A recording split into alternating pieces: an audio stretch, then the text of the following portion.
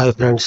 సామాన్యంగా ఒక భాషలో రిలీజ్ అయిన మూవీ హిట్ అయిందంటే అది ఇతర భాషల్లో డబ్ చేయటం జరుగుతుంది. ఇప్పుడు అలా కాకుండా మన తెలుగు భాషలో రిలీజ్ అయ్యి హిట్ సాధించిన ఒక చిత్రాన్ని 9 భాషల్లో రీమేక్ చేశారంటే అది ఎంతో మన తెలుగు సినిమాకి గర్వకారణం అని నేను అనుకుంటున్నాను. ఎందుకంటే ఈ చిత్రం తెలుగులో సూపర్ డూపర్ గా ఆడటమే కాదు, ఇతర భాషల్లో ఈ చిత్రాన్ని డైరెక్ట్ గా రిలీజ్ చేయకుండా అక్కడ భాషల్లోకి రీమేక్ చేశారు. ఆ చిత్రం ఏంటి, ఆ చిత్రంలో నటీనటులు ఎవరు అనేది మనం ఇప్పుడు తెలుసుకుందాం. ఈ చిత్రం ఒక ప్రేమ కథగా తెరకెక్కడం జరిగింది. ప్రేమ కథగా తెరకెక్కి ఘన విజయం సాధించడం జరిగింది. తెలుగు సినిమా వచ్చిన ఈ సినిమా మరి ఏదో కాదు, ప్రభుదేవ దర్శకత్వం వహించిన ఈ మూవీ నువ్వు వస్తానంటే నేను వద్దంటానాను. ఈ చిత్రం ప్రభుదేవ దర్శకత్వంలో రావడం జరిగింది. ఈ మూవీలో సిద్ధార్థ్, త్రిష హీరో హీరోయిన్ గా నటించారు. అయితే ఈ చిత్రం తెలుగులో భారీ హిట్ సాధించడమే కాకుండా వేరే భాషలో కూడా రీమేక్ అయ్యి భారీ హిట్ సాధించడం జరిగింది. అయితే ఈ సినిమా ఏ భాషల్లో రీమేక్ అయిందో ఒకసారి మనం చూద్దాం.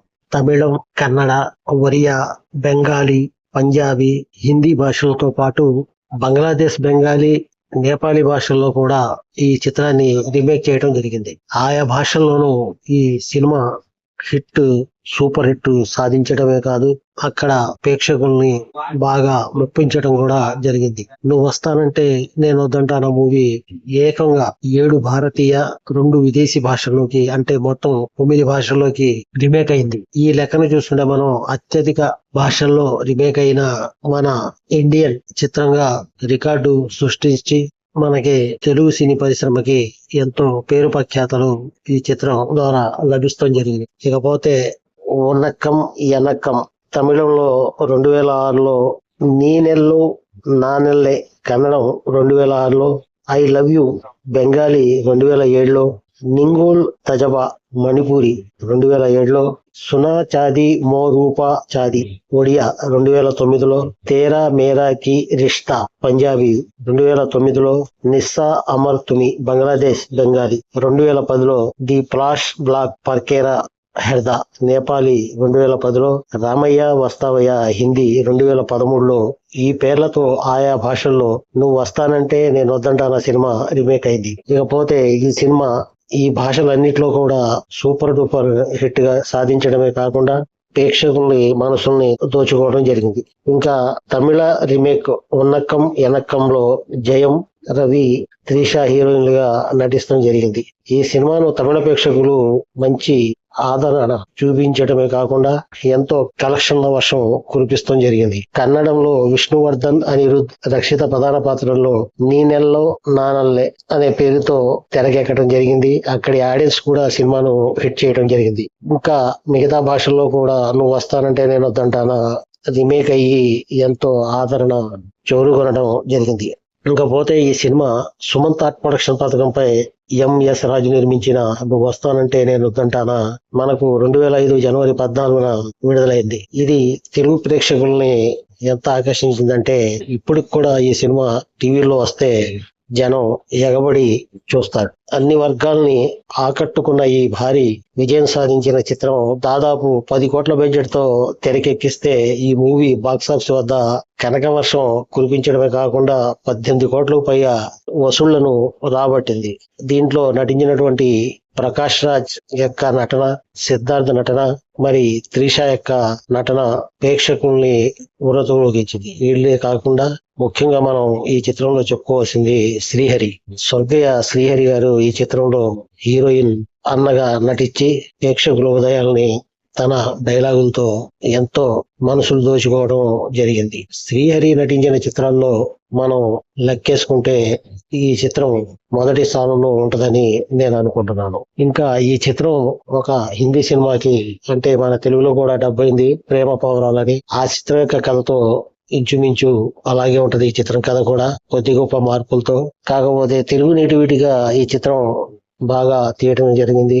ఈ బండి మీద ఒక పాట ఉంటుంది ప్రభుదేవాది, ఆ పాట సూపర్ డూపర్ హిట్ అవటం జరిగింది. అదే కాకుండా ఈ చిత్రాన్ని అరకు, ఈ పాటను కూడా అరకులో తీయటం జరిగింది.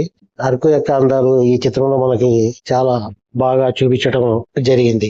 పోతే ఈ సినిమా యొక్క స్టోరీ ఒక ధనిక అబ్బాయి, ఒక పేద అమ్మాయి మధ్య సాగే ప్రేమ కథగా సినిమా రూపంలో తెరకెక్కిస్తాం జరిగింది. ఇది ప్రతి ఒక్కరి ఉదయాలను తాగటమే కాదు, ప్రతి ఒక్కరి ఉదయాలను రంజింపజేయటం జరిగింది. భావోద్వేగంతో కూడిన సన్నివేశాలు, హీరోయిన్ నటన, దేవి శ్రీ ప్రసాద్ సంగీతంలో ఈ చిత్రం వచ్చింది.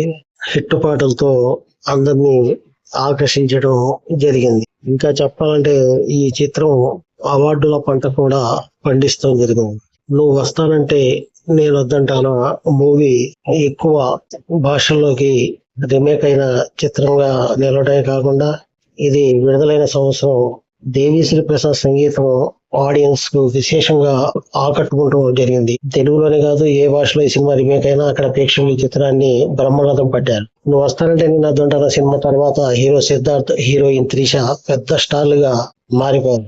ఆ తర్వాత వరుస సినిమాలతో ప్రేక్షకులను ఆకట్టుకున్నారు. కెరీర్ మధ్యలో సిద్ధార్థ్ కాస్త తడబడ్డా ఇప్పుడు మళ్ళీ వరుసగా సినిమాలు చేస్తూ దూసుకెళ్తున్నారు. త్రిష మాత్రం వరుస హిట్లతో మంచి ఫామ్ లో ఉన్నారు. మెగాస్టార్ చిరంజీవి హీరోగా తిరుగుతున్న విశ్వంబరతో మరికొద్ది నెలల్లో ప్రేక్షకుల ముందుకు ఆమె రానున్నారు. ఇదే కాకుండా 2005 జనవరి 14 విడుదలైన ఈ మూవీకి బాక్సాఫీస్ వద్ద కాసుల వర్షం కురిపిస్తమే కాకుండా తెలుగు చిత్రాల్లో ఒకటిగా నిలబడడం జరిగింది. అలాగే 5 నంది అవార్డులు, 9 ఫిల్మ్ఫేర్ అవార్డులు, 2 సంతోష్ అవార్డులు ఈ మూవీ కొల్లగొట్టడం జరిగింది. ఇది మన భారతదేశ సినిమాలన్నిట్లో ఎక్కువ భాషల్లోకి రీమేక్ అయిన చిత్రంగా నిలబడి విజయం సాధించడం జరిగింది. ఇది ఫ్రెండ్స్ 9 భాషల్లో రీమేక్ అయ్యి భారతదేశ సినీ చరిత్రలో ఒక రికార్డును సృష్టించిన చిత్రం గురించి ఈ నువ్వు వస్తానంటే నేను వద్దంటాను మూవీ గురించి చెప్పాలనుకుంది. ఈ వీడియో మీకు నచ్చితే లైక్ చేయండి, మా ఛానల్ ని సబ్స్క్రైబ్ చేసుకోండి, బెల్ బటన్ నొక్కండి, షేర్ చేయండి. Thank you. జై హింద్.